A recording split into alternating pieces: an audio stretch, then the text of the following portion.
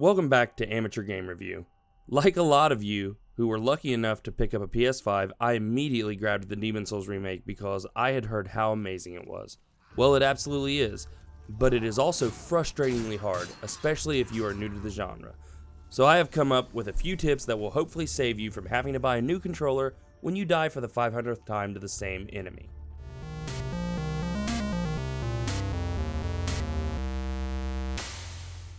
Before I get to the tips though, I do want to say that this video is aimed at beginners. With the PS5 just coming out and Demon's Souls being one of the best games for it, I feel like there's a lot of first-time Souls players diving into the game.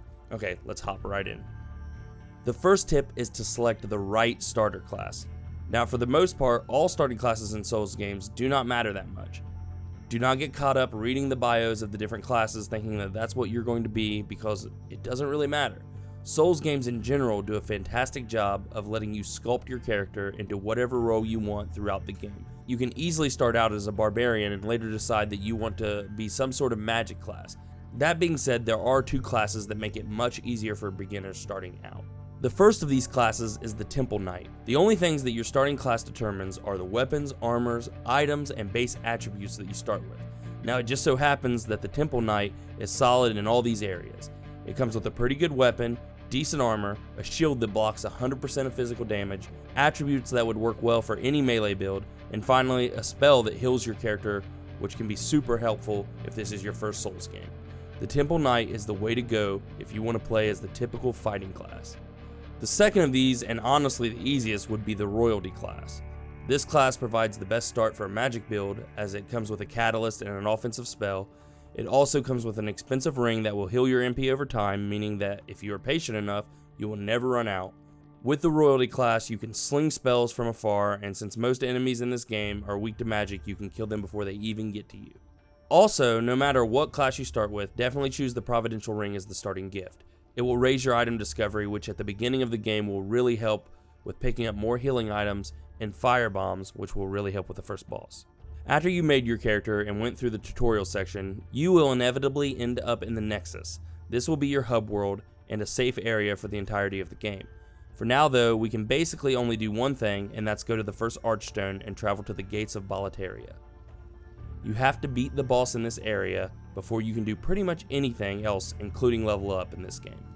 Before we continue with the tips though, you've probably noticed that your health bar is roughly cut in half. This is a major mechanic of the game that I should explain real quick. There are two forms in Demon's Souls, each having advantages and disadvantages. The first, and the one you will spend the majority of the game in, is called Soul Form. When you are in this form, you only have part of your maximum health.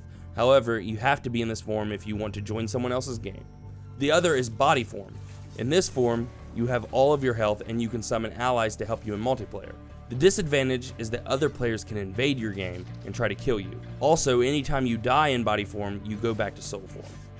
While dying is the only way to get from body to soul form, there are 4 ways to get from soul to body. 1. Use an item called Stone of Inferior Eyes. 2. Kill a boss of any area. 3. Help another player kill a boss.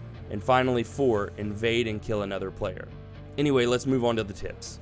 Now that you are at the first area, this is a great place to get comfortable with the combat mechanics. If I could give you only one tip for combat, it would be to pretty much always keep your shield up, whether you're in a fight or just walking through a corridor, because it will literally save your life a lot. The main thing in Souls combat is to not be afraid to die. The more you fight and make mistakes, the more you will learn and the better you will get. Enemies have patterns, and no matter how tough they are, when you learn these patterns, you will easily be able to defeat them. Alright, as you progress, there is one item in the first area that you definitely do not want to miss, and this is the Cling Ring. The ring is located inside the locked gates of the first shortcut. To get to the shortcut from the starting bonfire, you must fight your way to the castle gate, take a left, and travel along the path, fighting the enemies until you get to the fog wall. These walls are very common, and they just section off parts of the level. Defeat the enemies and enter the fog wall, and then begin climbing up the path to the top of the castle wall. Once you reach the top, take a left and you will see a blue-eyed knight standing guard in front of another fog wall.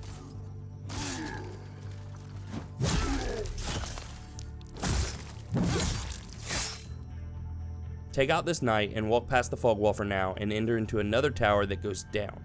This area is very dangerous for beginners, so go slow and take out enemies one at a time. When you finally reach the bottom, there will be a lever that opens a gate. The cling ring is inside. This gate also stays open from now on, and no matter what, this is a quick way from the beginning back to the top of the wall. Now earlier I explained that when in soul form you only have roughly 50% of your health. The reason the cling ring is so good is because it raises that from 50 to 75. Since you will basically be spending the majority of your playthrough in soul form, this ring is almost a must the entirety of the game. The next tip is mainly for the first level, and that is to try to hold on to any fire bombs and pine resin that you find. The reason is the first boss is extremely weak to fire, so weak that it almost becomes a laughable fight.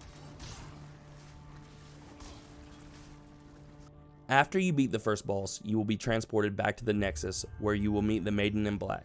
She will tell you to go upstairs and talk to the Monumental, who is another NPC. Go and do this to witness a cutscene. After the cutscene, the remaining Archstones will open up, allowing you to tackle them in any order you want. You can now also talk to the Maiden in Black anytime you want to level up using the souls you've collected as currency. My tip for leveling up would be to mainly focus on 2 or at max 3 stats. Spreading out evenly doesn't really help you too much. You really want to focus on just a couple of main things. For example, if you want to be strength, mainly focus on strength, health, vitality. While leveling up to progress in the game is pretty obvious, one thing that newer players do not realize is that it is also super important to level up your weapons and armor. You can do this at the blacksmith NPC in the Nexus. To level up your weapons, you need souls like most of the other things in the game, but you also need different stones. Now you can collect a lot of these beginning stones at the second Archstone in the game, from killing miners. Also, there is a second blacksmith located in the second Archstone that can make weapons out of boss souls, but that is better left for an advanced guide because you can't use his ability to make boss weapons until you beat one of the harder bosses in the game.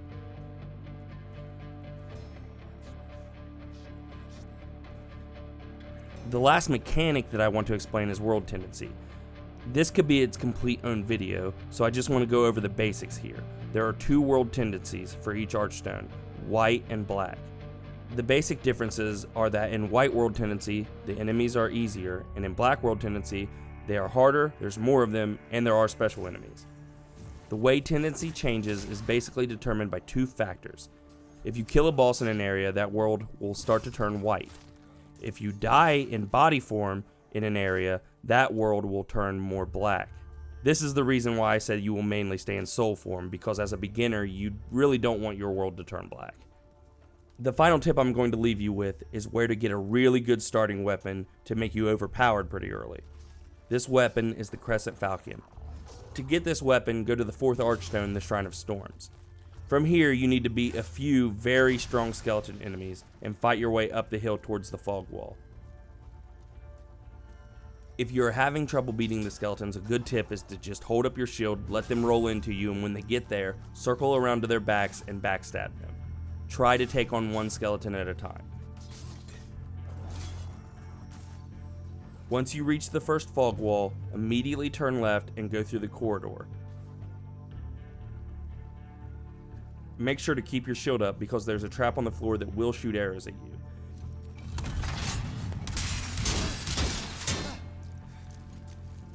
After you go down the corridor, turn left into the opening. Walk down the path a little ways and you will see a dual blade katana skeleton guarding an item. The enemy is very strong for beginners, however he walks super slow so you can easily roll past him, pick up the item, and jump off the ledge without fighting him. The item was the weapon you were looking for, so you now should have a very good starting weapon for really any class. If you follow all these tips, it should give you a really good base to start progressing through the game and making it more enjoyable. As always guys, I really appreciate you watching the video and supporting us. I'd like to say a special thanks in this video to a friend of the channel, Gia, who requested this video. If you would like to request a game or a topic, please do so down in the comments below. Also, like, subscribe, and hit that notification bell to keep up with everything we do. See you in the next video, guys.